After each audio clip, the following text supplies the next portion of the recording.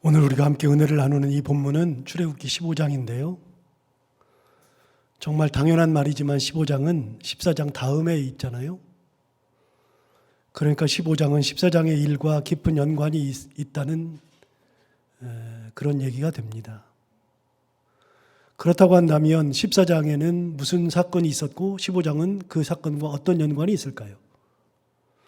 14장은 아주 유명한 사건이 기록되어 있는데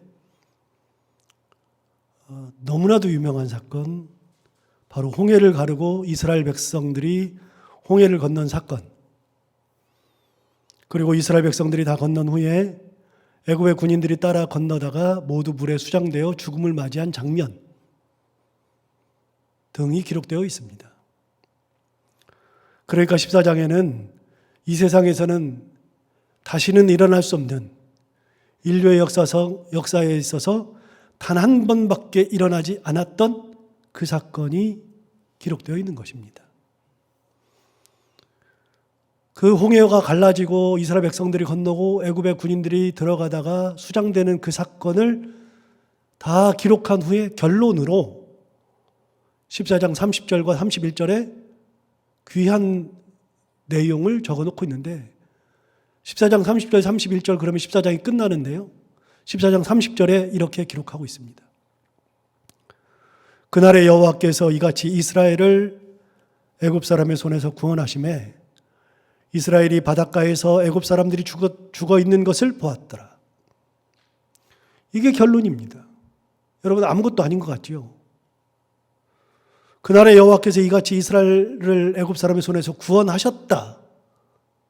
아무것도 아니잖아요. 그냥 그렇잖아요. 이스라엘이 바닷가에서 애굽 사람들이 죽어 있는 것을 보았다. 당연한 거 아니겠어요? 그런데 이 사건은 실로 엄청난 사건이었습니다. 천지가 개벽할 만큼 대단한 일이었습니다.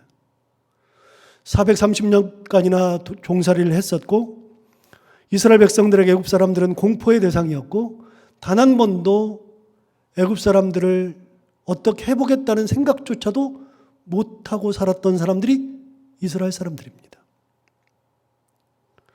그런데 그들이 다 죽어버렸습니다. 430년 동안 한 번도 뭘 어떻게 해볼 수가 없었던 그 사람들, 430년 동안 자기를 핍박했던 그 사람들, 벗어나고 싶었지만 벗어날 수 없었던 그 사람들이 죽어버렸습니다. 바다의 수장이 되고 만 거죠. 이스라엘 백성들이 한 일이라고는 아무것도 없었습니다. 자기들이 430년 동안 그렇게 공포에 잠겨 있다가 무언가를 해보고 싶어도 할 수 없었는데 자기들이 한 일은 아무것도 없는데 그들이 다 죽어버렸습니다. 자신들은 홍해 앞에서 죽음을 생각하고 죽을 것 같았는데 자신들은 살아났는데 자기들이 그렇게 무서워하던 공포의 대상인 이스라엘 백성들이 죽어버린 겁니다. 이스라엘 백성들이 이거, 즉 애굽 사람들이 죽어 있는 것을 보았다. 30절 맨 마지막에 이렇게 되어 있잖아요. 애굽 사람들이 죽어 있는 것을 보았더라. 그들이 애굽 사람들이 죽은 것을 본 겁니다. 여러분 이 정도 되면은 어떤 마음이 들까요? 결코 이길 수 없는 상대, 한 번도 뭔가를 해볼 수 없었던 그 상대가 죽어 있는 것을 보았을 때 어떤 마음이 들까요? 여러분 제대로 말이나 할 수 있었을까요? 당연하다고 생각이나 할 수 있었을까요? 말도 나오지 않았을 겁니다. 엄청난 일이죠. 다니엘의 세 친구는 풀무불에 들어갔었습니다.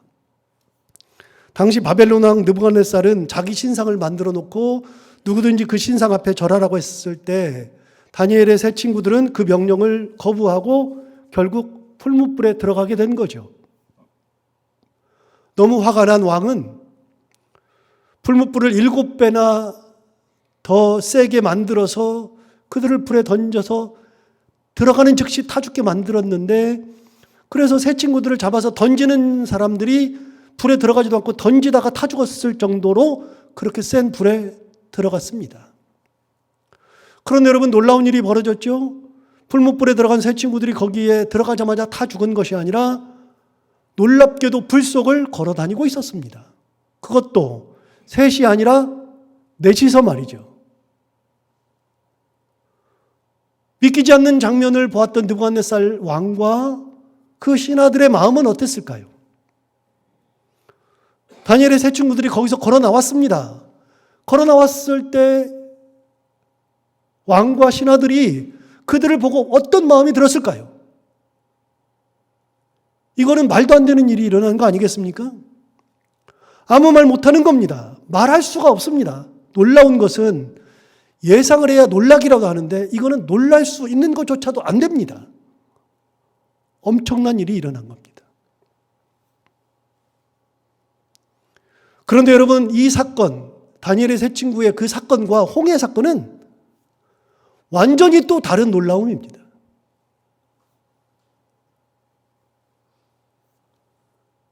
여러 면에서 참 다른데 다니엘의 세 친구의 사건은 몇몇 사람들에게만 일어나는 겁니다. 그러나 홍해 사건은 민족이 다 경험한 겁니다. 한두 사람이 경험한 것이 아니었습니다. 세 친구 사건이 그걸로 인하여서 짧게 일어났다면 홍해 사건은 짧게 일어난 사건이 아니었습니다. 홍해 사건은 그 일이 있고 난 다음에 이스라엘 백성들이 당황하기도 하고 하나님께서 그들을 건너게 하시는데 밤새 물을 말리셨고 밤새 있다가 그 다음날 200만 명이 건너가야 했으므로 또 하루가 소요되는 최소 이틀이 걸리는 그런 놀라운 일이었습니다. 그걸 눈앞에서 보고 있는 겁니다. 공포가 이틀간 계속 진행되고 있었고 그 과정 속에서 자기들은 살아남고 애굽 사람들은 죽었습니다. 정말로 놀라운 일이 벌어진 거죠. 대단한 겁니다. 그래서 오늘 아까 읽었던 것처럼 이스라엘 백성들이 애굽 사람들이 죽어 있는 것을 보았더라. 여러분, 시체를 보는 것만 해도 엄청난 사건입니다. 그냥 보통 일이 아닙니다. 이스라엘 백성들이 이것을 본 겁니다. 그러니까 그걸 생각하고서 14장 30절을 다시 한번 볼까요? 이렇게 기록되어 있습니다. 그날에 여호와께서 이같이 이스라엘을 애굽 사람의 손에서 구원하심에 이스라엘이 바닷가에서 애굽 사람들이 죽어 있는 것을 보았더라.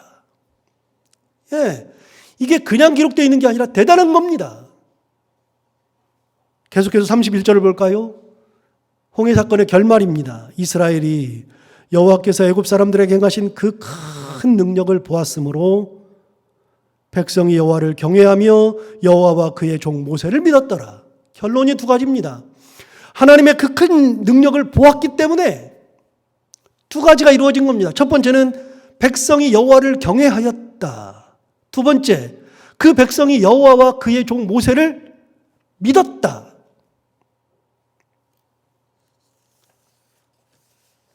여러분, 여호와를 경외했다는 말은 무엇이죠? 경외라고 하는 표현은 이런 거라고 제가 몇 번 말씀드렸어요. 경외라고 하는 단어의 뜻은 두려워한다는 뜻입니다. 무섭다는 겁니다. 이스라엘 백성들이 드디어 하나님 무서운 줄 알았다는 겁니다. 하나님에 대해서 별 감각이 없다가 드디어 하나님이 살아계시고 능력이 있으시고 이 모든 것을 행하셨다는 것 때문에 하나님이 무서워진 겁니다.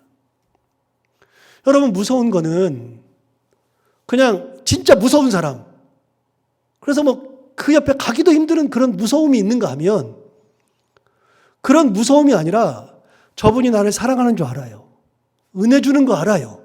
나를 진짜 예뻐하는 줄 알아요. 그런데 무서운 분. 그래서 그분에게는 가까이 가고 싶고 가기도 하지만 항상 조심하는 거. 여호와를 경외하였다는 것은 바로 그겁니다. 하나님이 우리를 사랑하는 거 알아요. 우리에게 은혜 주시는 거 알아요. 우리를 예뻐하는 거 알아요. 우리에게 구원 주시는 거 알아요. 하나님은 우리에게 모든 것 되시는 것을 알아요. 그런데 너무 좋은데 무서운 겁니다. 아, 하나님이 진짜 무섭구나. 여러분, 경외는 신앙생활하는 사람들에게 있어서는 정말 중요한 겁니다. 하나님 무서운 줄 알아야죠. 하나님 무서운 줄 모르면요, 진짜 딴짓합니다. 목사들, 여러분 목회하면서 자기가 무슨 뭐 신인 양 군림하고 그러는데 하나님이 계시면 그렇게 하겠어요? 교회에서 함부로 하는데 하나님이 계시면 그렇게 하겠어요? 하나님 무서운 줄 아는데? 우리가 천국을 믿고 하나님 앞에 간다는 것을 믿으면 함부로 못해요. 뭘 함부로 해요? 어떻게 교만할 수 있어요? 말이 돼요? 안 되죠. 하나님은 무서운 분이거든요. 무서운 줄 알아야 돼요. 신앙생활의 핵심은요, 무서운 분을 무섭게 알고 있어야 돼요. 드디어 이스라엘 백성들이 하나님이 무섭다는 걸 알았어요. 아, 하나님 진짜 무서운 분이구나. 두 번째, 여호와와 그의 종 모세를 믿었답니다. 여러분, 이게 뭘 대단한 거예요?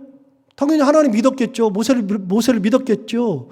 그런데 여러분, 이 일이 있고 난 다음부터는 모세가 무슨 말을 하든지 다 믿습니다. 그렇게 될 걸로 믿고 그게 가능하다고 믿고 다 합니다. 그런데 여러분, 지금 홍해 앞에 섰을 때 이스라엘 백성들은요, 모세의 말을 믿을 수가 없었습니다. 이스라엘 백성들이 홍해 앞에 섰을 때 모세에게 불평하면서 이런 말 했잖아요. 우리 잘 아는 말씀인데 14장 11절 12절에 보면은 홍해 앞에 섰을 때 이스라엘 백성들이 모세에게 이렇게 얘기합니다. 그들이 또 모세에게 이르되 애굽에 매장지가 없어서 당신이 우리를 이끌어내어 이 광야에서 죽게 하느냐? 어찌하여 당신이 우리를 애굽에서 이끌어내어 우리에게 이같이 하느냐? 이스라엘 백성들은 홍해 앞에 섰을 때 모세가 뭔가를 한다는 생각을 해본 적이 없습니다. 하나님이 어떤 분이라는 것을 생각해 본 적이 없습니다. 상황만 딱 보고서 무슨 생각했느냐? 왜 여기까지 우리를 데려와서 우리를 죽게 하느냐? 하나님 안 보였습니다. 모세 보여지지도 않았습니다. 이스라엘 백성들은 홍해 앞에 섰을 때 죽음만 생각했습니다. 왜 여기까지 우리를 데리고 와서 죽게 하느냐? 이 광야에서 죽게 하느냐? 왜 우리에게 이렇게 하느냐? 12절도 이렇습니다. 우리가 애굽에서 당신에게 이런 말이 이것이 아니냐? 이르기를 우리를 내버려 두라.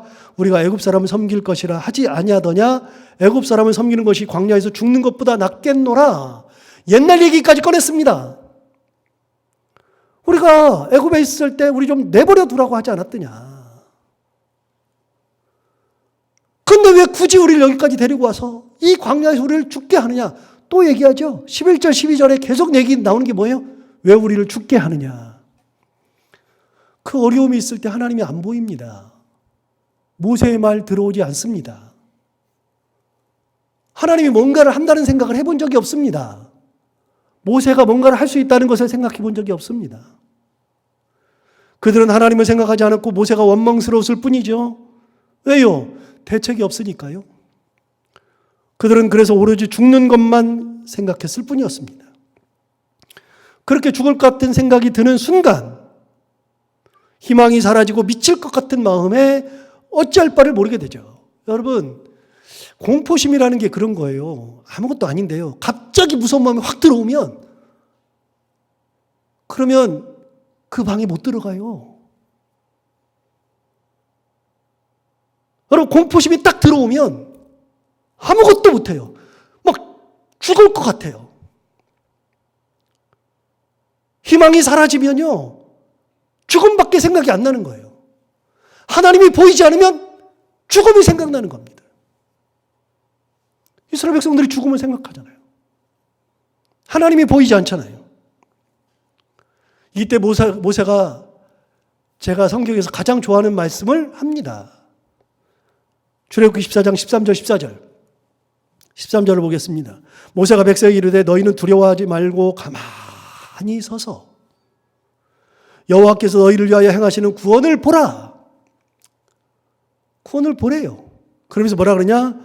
너희가 오늘 본 애굽 사람을 영원히 다시 보지 아니하리라. 너희 애굽 사람들 때문에 공포 있고 뭐 430년 그랬고 오늘 본 애굽 사람을 다시는 안 볼 거다. 여러분, 이스라엘 백성들이 이 말이 믿어지나요? 안 믿어지죠. 말이 안 되죠. 그런데 모세가 굉장히 많은 말을 해요. 두려워하지 말아라. 가만히 서 있어라.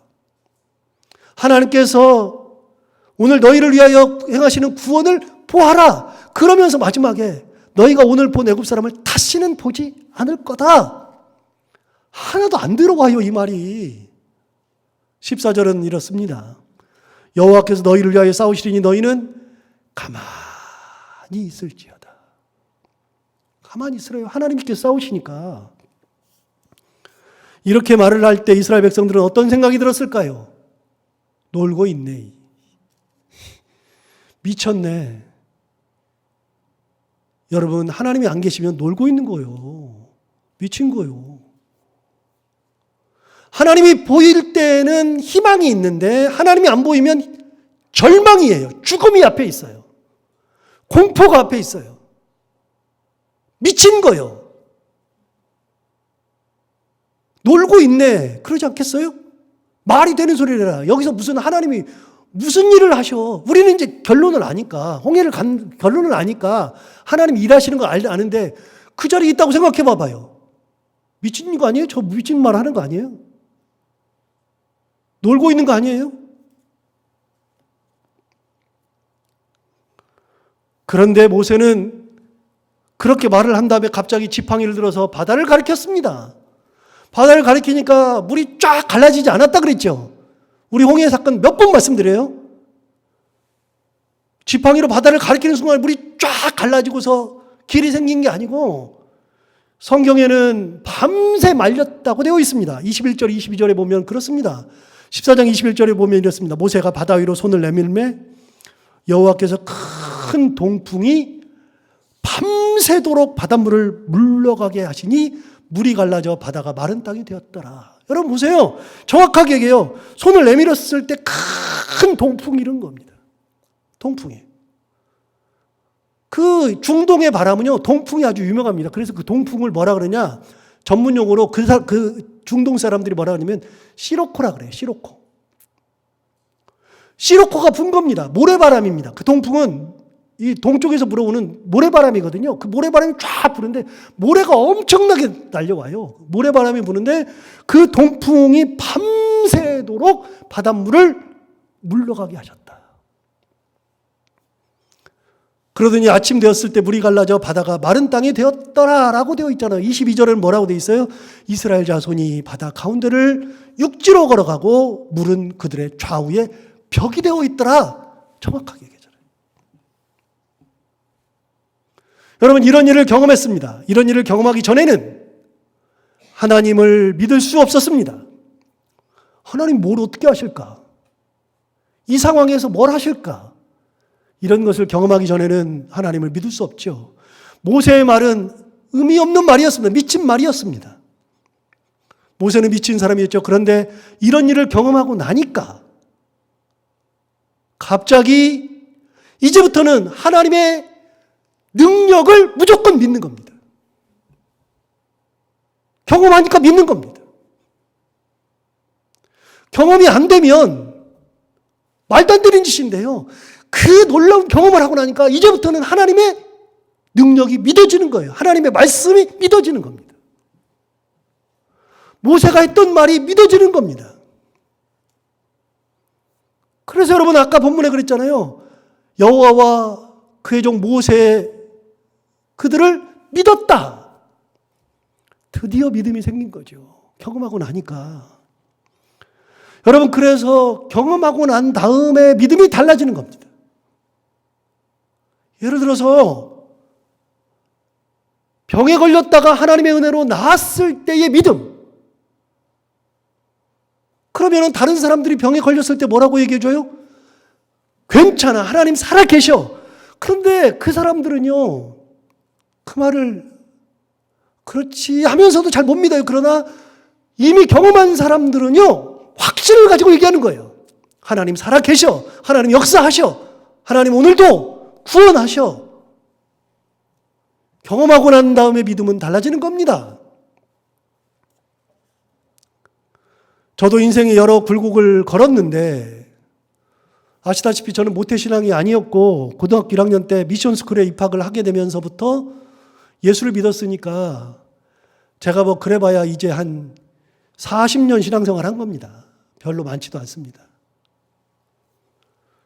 그러니까 40년 동안 신앙생활 하면서 처음에는 멋모르고 열심히다가 두 번째는 욕심이 생겨가지고 다른 사람보다 더 잘하려고 욕심 생겨서 열심히다가 그러다가 진짜 신앙을 갖게 되고 하나님을 만나게 되면서 신앙이 달라진 거죠. 하나님의 역사를 믿는 거죠. 하나님 살아계심을 믿는 거죠. 진짜 여러 경험을 하면서 지금까지 와보니까 처음부터 끝까지 하나님의 은혜가 아니면 안 되는 겁니다. 하나님께서 역사하셨으니까 된 겁니다. 하나하나 다 설명을 못하지만 그러나 하나부터 열까지 생각해 보면 전부 다 하나님께서 은혜를 주셔서 이 모든 것을 감당하게 하셨고 이 자리에 서게 하셨습니다. 그래서 분명하게 얘기잖아요. 하나님 살아 계십니다. 하나님 역사하십니다. 엊그저께 이제 아침이 돼서 아침마다 이제 웬만하면 우리 부목사하고 함께 커피 마시면서 이런저런 얘기를 하는데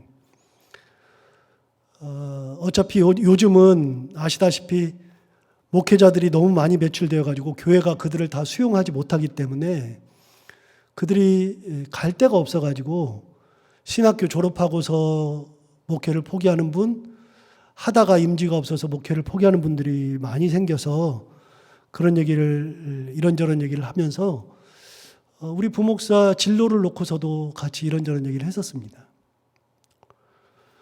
뭐 언제까지 우리 교회에 있을 수 있는 게 아니니까 또 다른 길을 찾아가야 되고 궁극적으로는 담임 목사가 되어야 하니까. 여러분 부교육자는요, 저도 부교육자를 해봤는데 길이 잘 안 보여요. 어디를 가야 할지 어떻게 해야 될지 진짜 몰라요. 이제 저처럼 이제 담임 목사가 되고 나면 딴 생각을 안 하고요. 담임 목회니까 이제 저는 여기서 은퇴하면 되니까 뭐 이렇게 하지만 부교육자들은요 계속 그 교회에 있으면서도 계속 다음은 어디를 가야 될 텐데 어디서 목회해야 될 텐데 이런 생각을 해요. 그래서 이제 그런저런 얘기를 하다가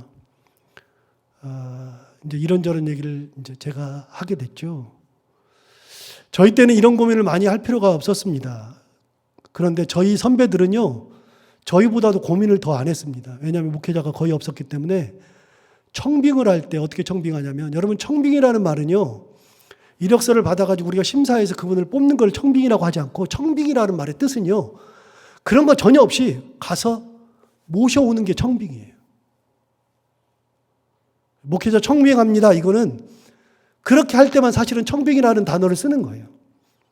근데 이제 그렇게 안 하고 우리가 이력서 받아서 이렇게 해가지고서 뽑는 거를 청빙이라고 말하지만 사실은 그게 아니에요. 그런데 우리 선배들은요, 한참 선배들은요, 진짜 청빙을 했어요. 그분 좀 괜찮다 그러면 가서 몰래 가서 설교 들어보고 그 교회 성도들에게 이야기도 들어보고 뭐 그러면서 이분이 괜찮네. 그래서 교회에서 결정을 해가지고 아예 찾아가서 목사님 우리 교회 와서 담임 목사님을 좀 해주십시오. 그래서 청빙을 한 경우들이 있었습니다. 그런데 이제 우리 때만 해도 이제 그게 아니고요. 저만 해도 이제 이력서를 내고서 오게 되고. 그런데 앞으로는 더 힘들어집니다. 정말 괴롭습니다. 이런 거 저런 거 많이 그러는데 결론이, 제가 말한 결론이 뭐냐. 지금까지 하나님께서 제 동기들도 목회 접은 친구들도 많고요. 중간에 포기한 친구들도 많고 그래요.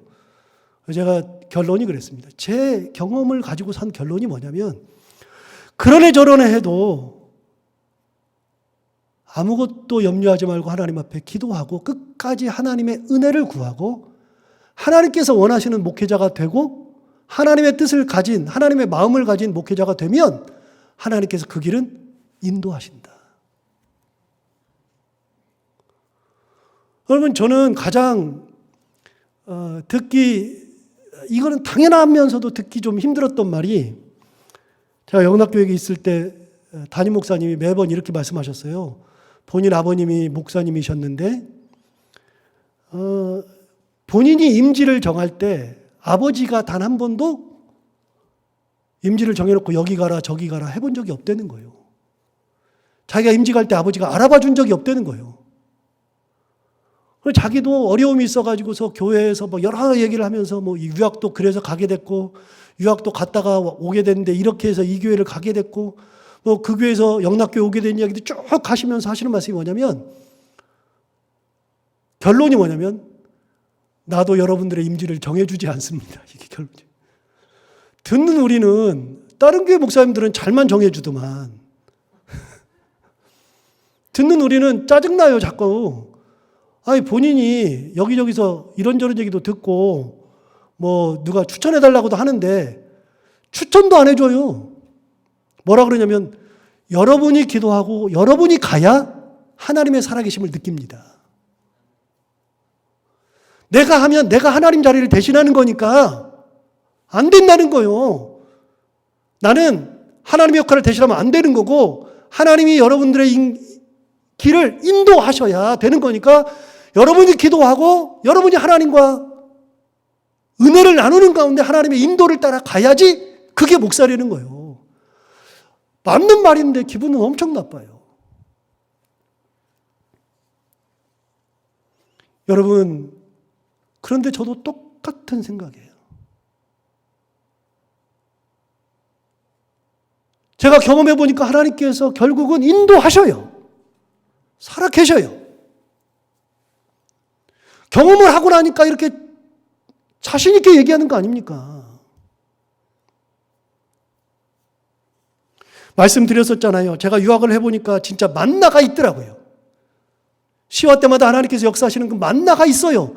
누군가가 가져다 주는 하나님의 만나가 있어요. 그래서 저는 확신이 들어요. 만나는 수천 년 전에 이스라엘 백성들이 광야에 있을 때만 하나님께서 주신 일회용이 아니라 지금도 하나님께서는 사람에게 필요한 만나를 주신다. 만나는 지금도 있어요. 하나님께서 까마귀를 보내가지고서 엘리야를 깨우듯이, 여러분 까마귀를 주셔서 엘리야에게 먹을 것을 주시듯이 지금도 까마귀가 필요한 사람들에게 하나님께서 까마귀를 보내주신다니까요. 그 얘기를 다 하면 너무 많으니까요. 다 할 수는 없지만. 그래서 여러분, 하나님은 경험해야 되는 겁니다. 그래서 가끔 목사님들이 그런 얘기 하잖아요. 신앙은 체험이다. 체험이라는 게 항상 우리는 체험하면 이런 생각해요. 은사, 막 방언하고 뭐 이런 건 그게 아니고요. 지난번에 고린도전서 새벽기도 때 다 했지만 방언이 무슨 뭐 얼마나 대단한 거예요. 은사가 뭐 대단한 거예요. 신유 은사가 대단한 거예요. 능력의 연사가 대단한 거예요? 예언이 대단한 거예요? 아니에요. 그게 아니고요. 체험이라는 것은 그것이 아니라 하나님께서 나를 살아계셔 역사하셔서 나의 필요를 만나로 채우시고 까마귀로 채우시고 인도하시는 놀라운 홍해 사건을 경험하게 하시는 것이 체험이라니까요. 그걸 하고 나면 하나님을 믿어요. 말로 믿는 것이 아니라 진짜로 믿어요. 그래서 여러분, 그게 결론입니다. 홍해 사건의 결론이 뭐냐? 여호와와 그의 종 모세를 믿었더라. 진짜 믿는 거, 이게 대단한 말입니다. 여러분, 이스라엘 백성들은 그 사건을 보고서 그렇게 했습니다. 그러면 15장에 들어서서 모세는, 15장은요 2개의 노래로 구성되어 있습니다. 물론 뒤쪽에는 또 다른 사건이 있지만 15장은 기본적으로 2개의 노래로 기록되어 있습니다. 1절부터 이어지는 하나의 노래, 그리고 오늘 본문 19절부터 이어지는 또 하나의 노래. 자, 여러분 1절을 한번 보십시오. 1절 위에 제목이 있는데 15장 1절 위에 제목이 뭐라고 되어 있죠? 모세의 노래죠. 19절 위에 제목이 하나 있는데 누구 노래죠? 미리암의 노래. 홍해를 건넌 다음에 모세가 하나님을 노래한 겁니다. 이 경험을 하고 난 다음에. 그리고 19절부터 보면 누가 노래한 거예요? 모세의 누이인 미리암도 노래한 겁니다. 엄청난 사건을 경험한 다음에 모세가 노래하는 거예요. 그 18절까지니까 다 할 수 없어요. 다 할 수 없는데 모세가 중요하게 얘기했던 거 몇 가지만 볼까요? 8절 한번 보시면 15장 8절에 보시면 이렇게 얘기했습니다. 주의 콧김에 물이 쌓이되 파도가 언덕같이 일어서고 큰 물이 바다 가운데 엉기니이다. 여러분 뭐라 그랬어요? 홍해가 갈라진 사건이 아까는 큰 동풍이 불었죠? 시로코가 불었죠? 동풍이 불었다 그랬는데 여기는 뭐라 그랬어요? 주의 뭐요? 콧김에. 이게 시예요, 시. 모세는 가만히 보니까 동풍 분 게 하나님께서 콧바람 센 거예요. 하니까 갈라진 거예요. 그런데 여러분, 대단한 표현 아닙니까? 하나님께서 콧김을 하고 부니까 바다가 갈라져 버렸어요. 정말 재미있는 표현이 15장 8절에 나와요. 주의 콧김에 물이 쌓이되 파도가 언덕같이 일어서고 큰 물이 바다 가운데 엉기니이다. 9절과 10절을 계속해서 볼까요? 원수가 말하기를 내가 뒤쫓아 따라잡아 탈취물을 나누리라. 자, 애굽 사람들이 이렇게 얘기한 겁니다. 애굽 사람들이 뭐라 그러느냐? 원수가 말하기를, 애굽 사람들이 말하기를 내가 뒤쫓아, 이스라엘 백성들이 뒤쫓아 따라잡아 이스라엘 백성들이 가지고 있는 탈취물을 나누리라. 두 번째, 내가 그들로 말미암아 내 욕망을 채우리라. 세 번째, 내가 내 칼을 빼리니 내 손이 그들을 멸하리라. 그들이 얘기했답니다. 그런데 10절에 보면 이렇게 얘기했어요. 주께서 바람을 일으키시매. 이것도 시적으로 표현하면 콧바람이라고 하면 참 좋은데, 주께서 바람을 일으키시매 바다가 그들을 덮으니 그들이 거센 물에 납같이 잠겼나이다. 여러분, 모세가 언제 홍해 앞에서 애굽 사람을 만났어요? 애굽 사람 얘기를 들었어요? 애굽 사람들이 이렇게 얘기하는 걸 언제 들었어요? 내가 탈출물을 나눠야지, 욕망을 내가 채워야지, 그들을 다 죽여야지. 그 말을 모세가 들은 적 있어요? 없잖아요. 없는데 모세의 생각에 저들은 저러고 있어요. 지금 자기들이 그러고 있는데 놀라운 거는 하나님께서 바람을 일으키시며 그들을 확 덮어버리고 거센 물에 납같이 잠겨버리더라. 야, 저들 아무리 계획을 해봐야, 아무리 생각을 해봐야, 지가 뭘 해봐야 하나님께서 덮으니까 끝나버리더라. 여러분, 인간의 생각이라고 하는 것은 하나님께서 덮으시면 끝나는 거 아닙니까?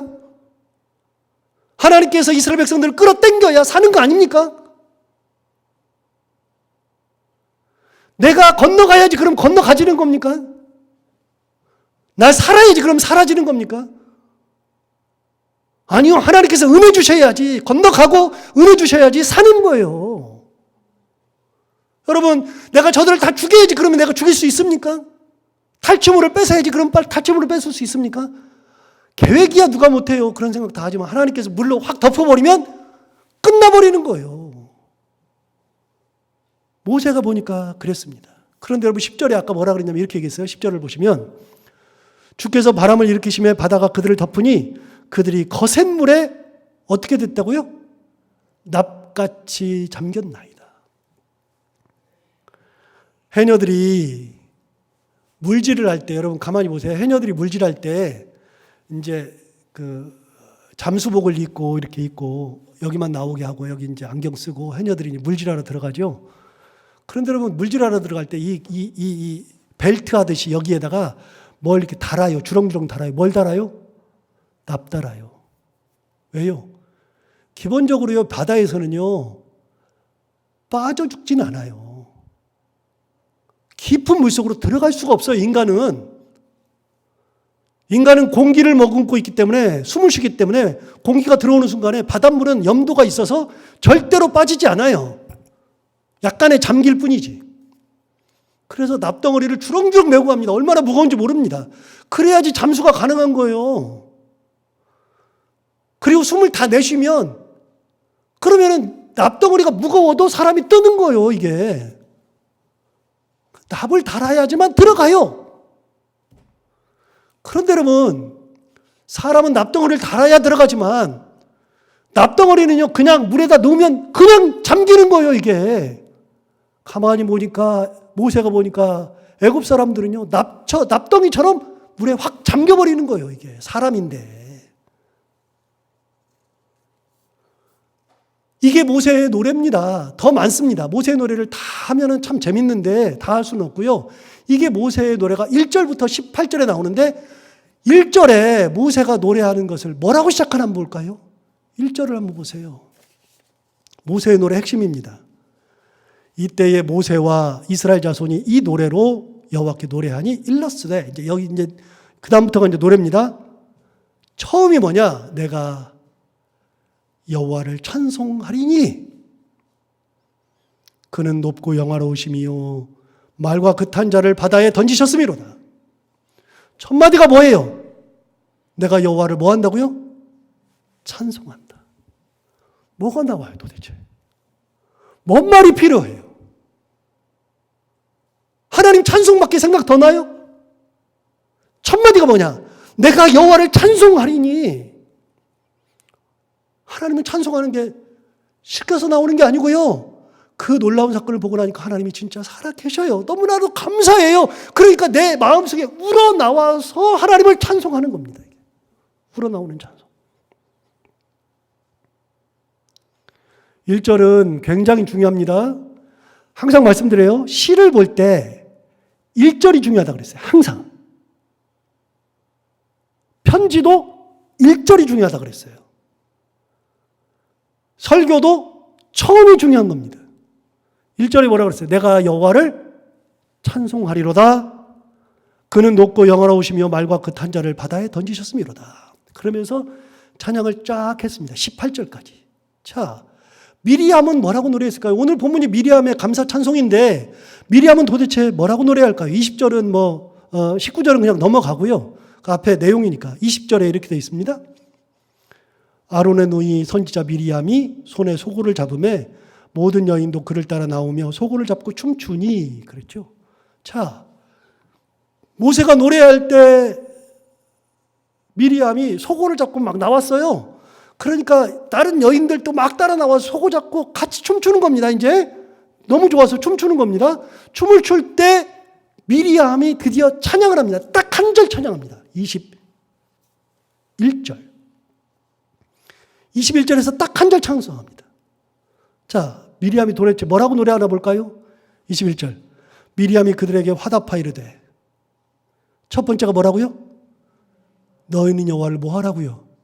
찬송하라. 이상한데? 어디서 나왔는데? 모세가 노래할 때 첫 마디가 뭐라 그랬어요? 내가 여호와를 찬송한다. 미리암의 첫 마디가 뭐예요? 너희는 여호와를 뭐 하라고요? 찬송하라. 그런데 그게 다가 아니고요. 자, 21절 다시 보시면 이렇습니다. 미리암이 그들에게 화합하 이르되 너희는 여호와를 찬송하라. 그는 높고 영화로우시며 말과 긋한 자를 바다에 던지셨음이로다. 이게 한 절짜리 찬양이에요. 미리암이 한 절짜리 찬양. 그런데 여러분, 자 21절 다시 봐요. 여러분 기억하셔야 돼요. 21절을 기억하세요. 앞은 빼고요. 너희는 여호와를 찬송하라. 기억하시죠? 두 번째, 그는 높고 영화로우시며 말과 긋한 자를 바다에 던지셨음이로다. 이게 찬양 끝이에요. 처음부터 끝이 이게 끝이야. 그런데 여러분 너무 짧아요. 그런데 여기 놀라운 비밀이 하나 숨어져 있습니다. 진짜 놀라운 비밀이 뭐냐면 이 노래는 미리암의 노래가 아닙니다. 사실은 이 노래는 모세의 노래였습니다. 자, 21절 다시 읽고 1절을 또 한번 보겠습니다. 21절 미리암의 노래입니다. 너희는 여호와를 찬송하라. 그는 높고 영화로우시며 말과 긋한 자를 바다에 던지셨음이로다. 1절을 보겠습니다. 21절 읽었으니까 1절 뒤쪽에 내가 여호와를 찬송하리니 그는 높고 영화로우시며 말과 긋한 자를 바다에 던지셨음이로다. 똑같습니다.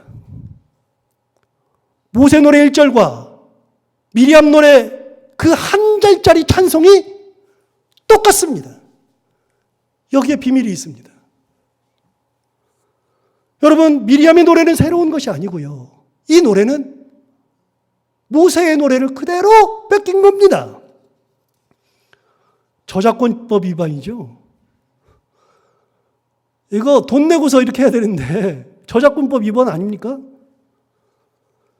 그런데 여러분, 진짜 저는요, 거짓말이 아니라 모세의 노래보다 미리암의 노래를 더 좋아합니다. 왜 그럴까요? 저작권법 위반인데 왜 그럴까요? 여러분, 모세가 누구죠? 모세는 40년 동안 왕궁에서 자라면서 온갖 교육을 다 받았습니다. 가장 똑똑한 엘리트입니다. 그가 시를 짓는 것은 어려운 게 아닙니다. 상황을 보고서 이런저런 시, 아까 그리고 콧김에 뭐 이런 얘기도 하고 뭐 별걸 다 얘기했어요. 18절까지 쭉 얘기해요. 그거 놀라운 게 아닙니다. 모세는 당연히 하는 겁니다. 그런데 여러분, 미리암은요, 당대 여자들이 교육을 받았습니까? 사실 우리나라도 여자들 교육이 얼마 안 됐어요. 우리도 여자분들 교육 안 시켰어요. 이스라엘 백성들도 똑같습니다. 여자들 교육시키지 않았습니다. 그런데 더 놀라운 거는 미리암은 종이었습니다. 종살이 하던 사람입니다. 그럼 여러분, 여자니까 교육도 안 시키는데 종이 무슨 교육이에요? 교육 자체가 안 되지. 그러니까 쉽게 말하면 미리암은 뭐예요? 일자 무식한 여자입니다. 제가 좀 강한 표현을 했지만 정말로 일자 무식한 여자가 미리암이죠. 시를 지을 수 있어요, 없어요? 없어요. 무슨 시를 지어요? 난 놓고 기억자도 모르는데 무슨 시를 짓습니까? 무슨 뭐 노래를 할 수 있습니까? 춤추는 거야, 그냥 흔드는 거니까 뭐 하고서 할 수 있지만 시를 짓는 거, 지식이 쌓이는 거는 오랫동안 공부하지 않으면 안 되는 겁니다. 그런데 미리암은 아예 교육을 받지 않은 여인입니다. 일자 무식한 여인입니다. 그런데 그 미리암도 찬양을 하고 싶은데 할 수 있는 방법이 없는 거요. 그래서 할 수 있는 방법이 없으니까 어떻게 해요? 하고는 싶은데 그래서 모세의 노래를 똑같이 카피한 겁니다. 그런데 18절까지 다 카피를 못하니까 여러분 18절까지 다 외울 수가 없으니까 외워져요? 그걸 외울 수가 없으니까 모세의 것을 그대로 카피해서 노래했는데 그 노래가 1절이에요. 그래서 저는 미리암의 노래가 진짜로 좋아요. 그렇구나. 내가 일자 무식해도 하나님을 찬양하고 싶을 때는 이렇게 해서 찬양하구나. 정말 하나님을 찬양하고 싶은데 할 수 없는데 똑같이라도 내가 찬양하고 싶구나. 사실 저는 오늘도 나의 주 나의 하나님이 우리 솔리스트가 찬양했는데 그 찬양 제가 참 좋아하거든요. 제목을 보는 순간에 그 생각이 났어요. 나의 주 나의 하나님이여 내가 주를 사랑합니다. 그런 시를 짓는 사람도 그렇지만 그런 곡을 만드는 사람도 대단해 보여요. 그래서 저는요, 작곡하고 싶고 작사하고 싶은데요, 저는 그 능력이 안 돼요. 아예 길러진 적이 없어가지고 저는 그게 안 돼요. 그래서 하고 싶어요. 하고 싶은데 안 돼요. 그러니까 저는 뭐 해요? 그 노래 하는 거요. 그냥 하면서 은혜 받는 거요. 여러분, 내가 뭔가를 해야만 하나님이 은혜 받는 게 아니고요, 나도 하고 싶으면 뺏겨서라도 하는 게 미리암이잖아요. 저는 그래서 미리암의 노래를 진짜 좋아해요. 모세의 노래는 당연한 거라고 생각하고요, 미리암의 노래는 이렇게 찬양하는구나. 나도 감사하고 싶을 때 이렇게 하는 거구나. 여러분, 감사는 배운 사람의 전유물입니까? 찬양은 위대한 사람만 할 수 있는 것입니까? 아니죠. 누구나 다 해야 하는 것이고 어느 누구든 그렇게 함으로써 하나님을 기쁘시게도 하지만 본인도 행복한 거죠. 하고 싶은데. 그래서 저는 여러분 이제 오늘 설교를 들었으니까 알겠지만 저는요, 미리암의 노래를 볼 때마다 맨날 웃어요. 진짜로 웃어요. 저는 미리암의 노래를 볼 때마다 웃어요. 좋기도 하면서도 웃어요. 저 이렇게 해서 찬양하는구나. 그런데 너무 좋아요. 이렇게 찬양했구나. 여러분, 하나님을 찬양하고 감사하는 것은 누구의 전유물이 아니에요. 내게 주신 자그마한 은혜만도 찬양할 수 있고, 진짜 내게 주신 조그마한 은혜도 감사하는 겁니다. 생명 주신 것만으로도 감사한데 저는요 우리 교회를 보면서 가장 감사한 것 중에 하나는 뭐 여러 가지가 있지만 그 중에 하나는요 우리 교회 성도들은 아직까지도 단 한 사람도 코로나 걸린 사람이 없어요. 너무너무 감사해요. 특히 저부터가 걸리면 안 되는데 저는 뭐 폐가 아주 안 좋고 심장도 안 좋으니까 걸리면은 뭐 직방이니까요. 저는 너무 무서워요, 사실은. 그런데 안 걸린 것만 해도 감사한 거죠. 먹고 사는 거야 둘째 문제고요. 코로나 안 걸리고 고생 안 하는 것만 해도 얼마나 감사해요. 이 자리에 앉아 있는 것만 해도 얼마나 감사해요. 오늘 우리가 추수감사절 예배를 드리는 것이 얼마나 감사해요. 주님 감사합니다. 여호와를 찬양하라. 그냥 나온 말이죠? 아니요. 깊은 곳에서 우러나온 말이에요. 여호와를 찬양하라. 오늘 미리암이 자기도 하고 싶은데 못하지만 이렇게라도 하나님을 찬양했던 것처럼 우리도 그렇게 하나님을 찬양하고 감사하면서 살아가는 인생들 되기를 바랍니다. 기도하겠습니다. 하나님 아버지 감사합니다. 오늘도 귀한 말씀으로 우리를 깨우셔서 감사합니다. 이 말씀 주신 것처럼 우리가 하나님을 온전히 바라보며 어떤 상황이 되었건 어떤 처지가 되었건 감사하며 찬양하며 살아가는 인생들이 다 되게 하여 주옵소서. 예수님 이름으로 기도하옵나이다. 아멘.